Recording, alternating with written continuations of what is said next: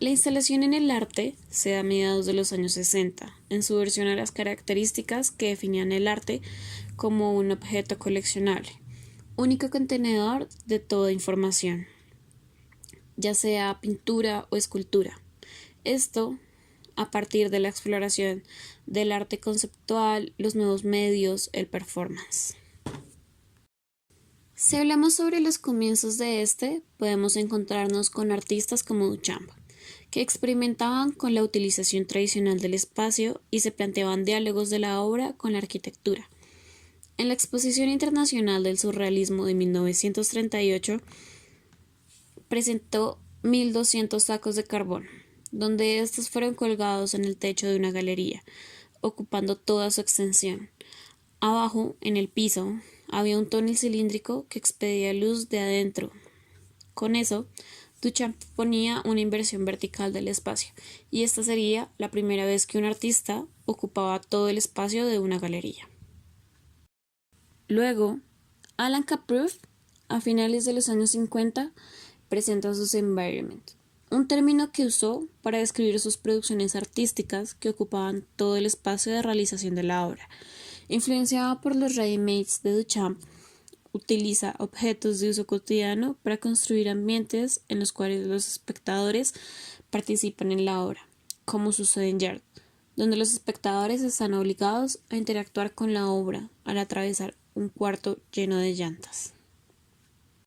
Con esto se empieza a desvirtuar la obra como un objeto, que o es escultura o es pintura, y explora la relación del cuerpo abarcando un lugar y experimentando más allá de la mirada. Aunque estas obras que mostré y seguiré mostrando empiezan a cuestionarse el público como un actor activo en la obra, como tal la palabra instalación como expresión del arte se posicionó hacia los 70, 80 ya de una manera formal, y lo que encontremos antes serán acercamientos a esto que hoy día ya conocemos propiamente como instalación.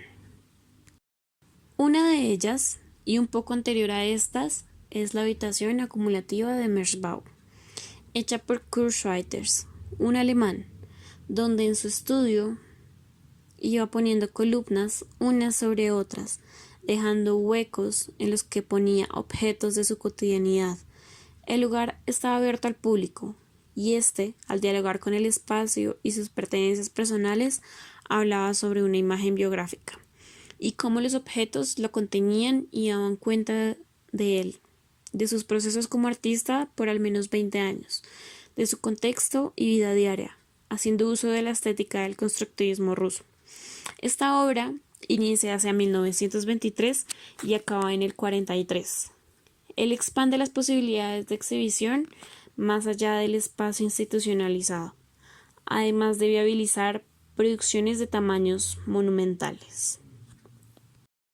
Como antecedentes de la instalación en Latinoamérica, encontramos directamente al arte cinético y el neoconcreto.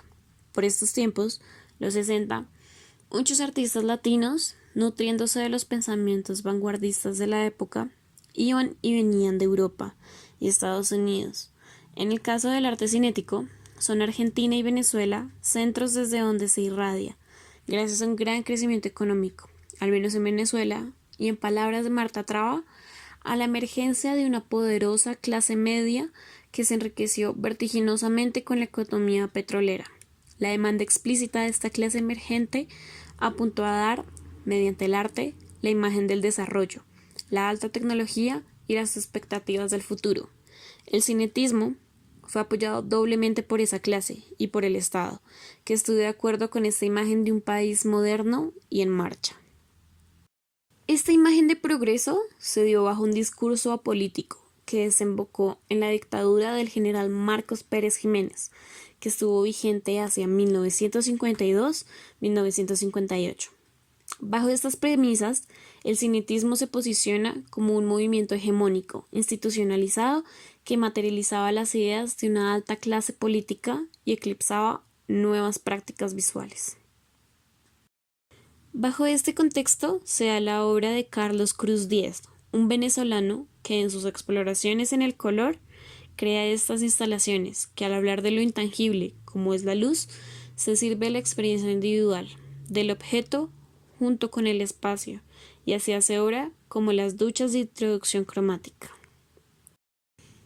En ellas es quizá más importante la mirada y la experiencia de las personas que la misma obra, porque es una obra que trabaja sobre nuestra experiencia física de la luz y la hackea de algún modo, haciendo ver la manera en que funciona la asimilación del color en los ojos humanos.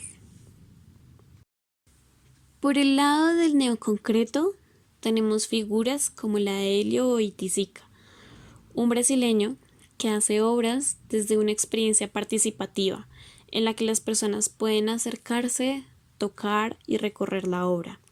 Tropicalia la componen 2 obras de su serie de penetrables: arena en el piso, además de plantas comunes del trópico, junto con una jaula de cotorras con un poema de Roberta Camila Salgado. En ella habla de Brasil desde el cliché. Sin embargo, dice que el penetrar en esta obra hace que las personas susciten la experiencia misma de recorrer Brasil y ver la marginalidad de las casas improvisadas junto con su paisaje. Lo que permite a través de este montaje poder viajar en la galería o en donde se presente en un lugar lleno de simbolismos que transporta a quien lo experimenta a un lugar imaginado, donde se mezcla lo tangible y la idea propia de lo que se quiere mostrar. En este sentido, hablaré de 3 artistas que exploran temas como la luz, el color y lo suprasensorial en términos de Oiticica, término que alude a la emancipación del espectador a través del uso de todos sus sentidos. Jorge Pardo es un artista cubano nacido hacia 1963, que al ser refugiado en Estados Unidos, crece y se forma allí. Mongrel es una instalación hecha para el MOAD, Museo de Arte y Diseño de Miami, el Dad Collage, autobiográfica en la que Pardo se repiensa como un mestizo.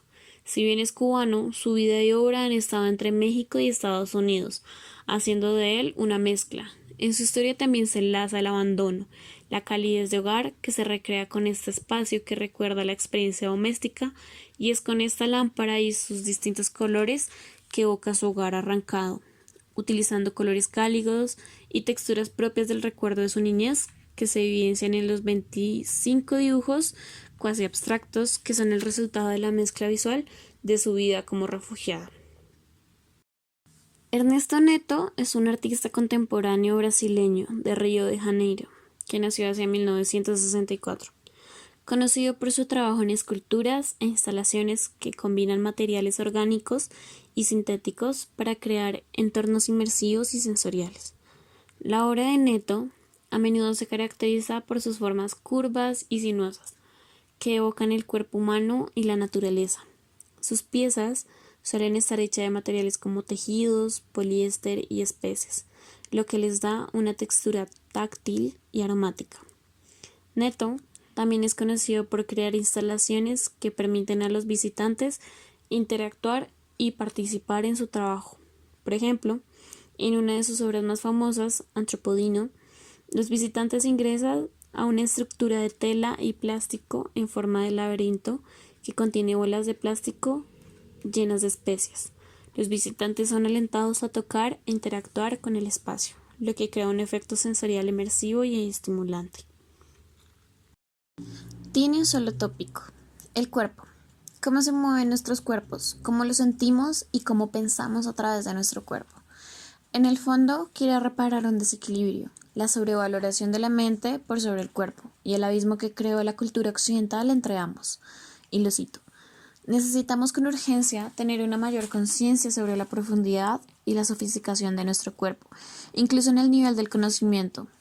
El ser humano se ha convertido en una especie de máquina, pero somos mucho más que eso. El cuerpo puede velarnos muchísimos secretos. La ciencia ha descubierto, por ejemplo, que el intestino y el estómago también son una suerte de cerebro.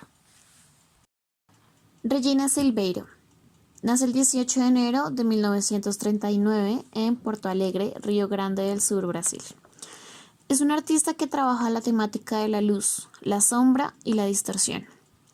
En la instalación La paradoja del santo en el Museo del Barrio en 1994, Silveira utilizó la idea de un objeto pequeño que proyecta una gran sombra para hacer un comentario político sobre la conquista de Europa en América.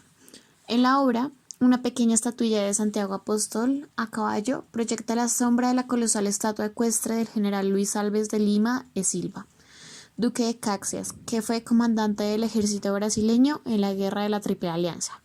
Silveira utiliza esta metáfora de la sombra para hacer una crítica del legado siniestro de la conquista europea y sugiere que los objetos pueden proyectar la sombra que mejor revela su verdadero carácter o la sombra que merecen. En la 24ª Bienal de Sao Paulo, Silveira crea un mural de vinilo adhesivo de 600 metros cuadrados llamado Tropel, en la fachada del edificio sede del evento. El mural representaba una estampida de animales, incluyendo aves, lagartijas, caballos, osos, tigres y monos.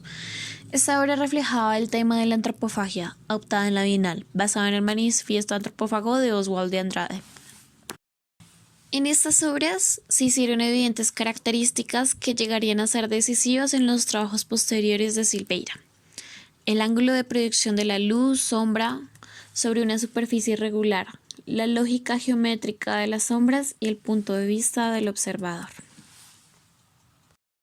A mí lo que me interesa de estos artistas y pues contrastándolos con sus antecedentes como Duchamp, Poetisika y todas estas personas es la manera en que ha avanzado la instalación, de qué manera se han creado nuevas formas de apropiarse del espacio, ya sea como lo hace Silveira por medio de la luz, las sombras, su contraste sobre las superficies.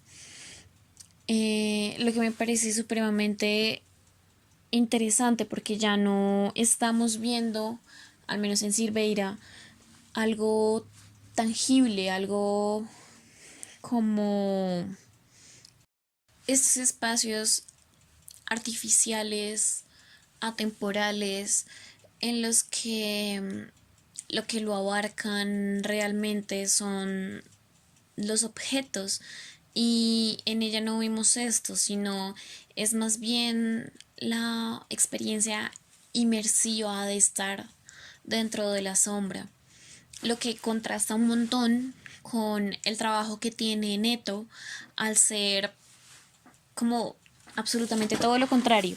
En este es un espacio que claro, es bello estéticamente, sin embargo, lo que importa en él es no lo que está y lo que él ha creado, sino la experiencia del cuerpo de quien se acerca a la obra, la manera en la que lo siente, en la que lo recorre, y se me hace que es una increíble reivindicación del sentido del tacto, ya que pues viéndolo de esta manera la ocularidad, la vista ha eclipsado todo tipo de arte. Entonces, por más de que muchas veces una instalación sea instalación, no siempre se puede tocar y no siempre se puede interactuar con las manos, mucho menos con el cuerpo, con ella. Y esto me parece increíble porque pues el tacto realmente no tiene mayor salida o mayor escape en cuanto a una expresión artística como si lo tienen los demás sentidos. Y poner la experiencia del cuerpo, del tacto, del sentir, del recorrer en una concordancia con lo visual me parece que es un gran avance en el reconocimiento del cuerpo del sujeto que experimenta y está dentro del arte.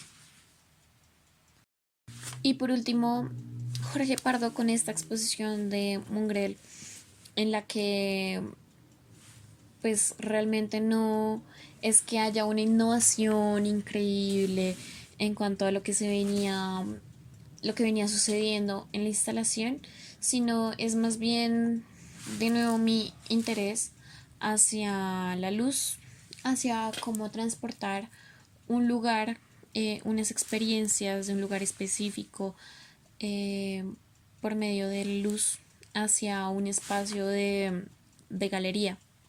Entonces, ¿cómo lo hace? Por medio de esta lámpara que ilumina todo el espacio en donde tú puedes llegar y sentarte y tal vez sentirte como en una casa en Latinoamérica por estas luces cálidas y estos colores